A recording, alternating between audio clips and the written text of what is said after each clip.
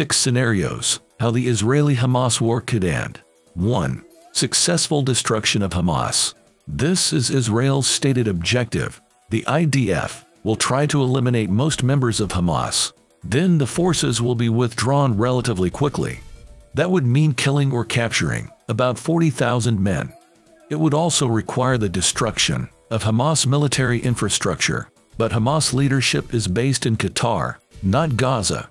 Israel warned Palestinians to flee south of Wadi Gaza. This suggests the IDF is trying to bisect the Strip. Most of the fighting will occur in the northern half. If Israel succeeds, Gaza would need new leadership. The Israelis would tightly control it. That could be the Palestinian Authority, led by Fatah. It already governs the West Bank. Whether PA President Mahmoud Abbas would agree is unclear. 2. Division of the Gaza Strip.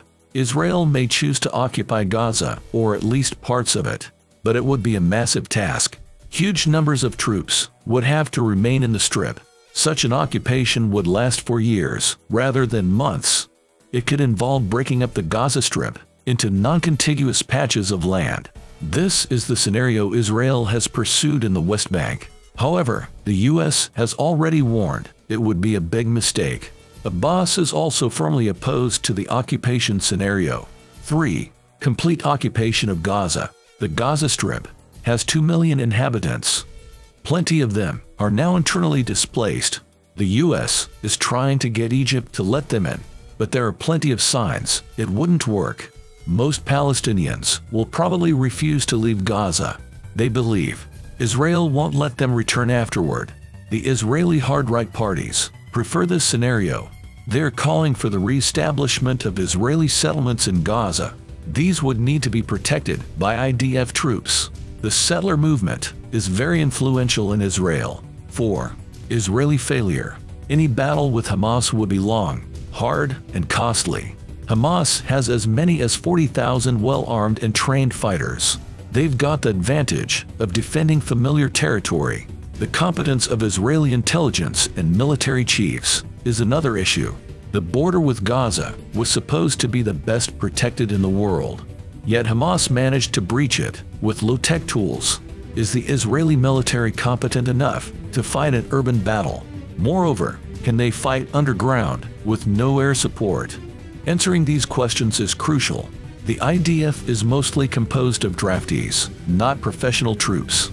They have no combat experience.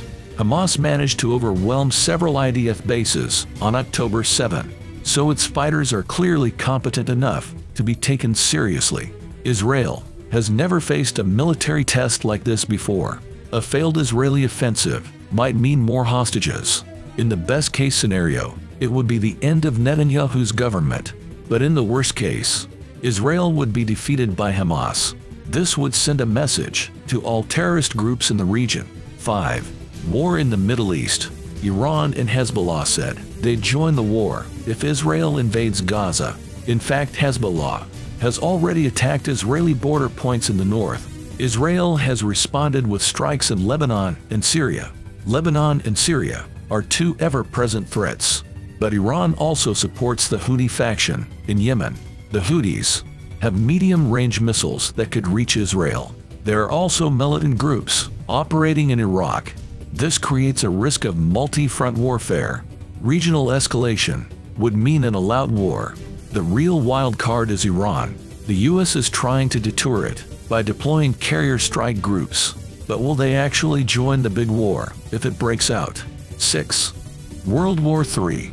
If they do, that could quickly escalate to global war. Let's say Hezbollah and Iran join the war. The US will face overwhelming pressure to launch direct strikes on both. Washington has already put F-15 bombers in Jordan. The 2 aircraft carriers have plenty of jets too. Britain has also sent Royal Navy vessels to the Mediterranean. So it would be in the same situation. This in turn creates the risk of a direct US-Iran war. Iran's nuclear program would be destroyed by joint Israeli and US attacks. But Russia, a key ally of Iran, may choose to get involved. Iran is the biggest supplier of drones and missiles to Moscow. Will China see it as its moment to invade Taiwan? At that point, all bets would be off.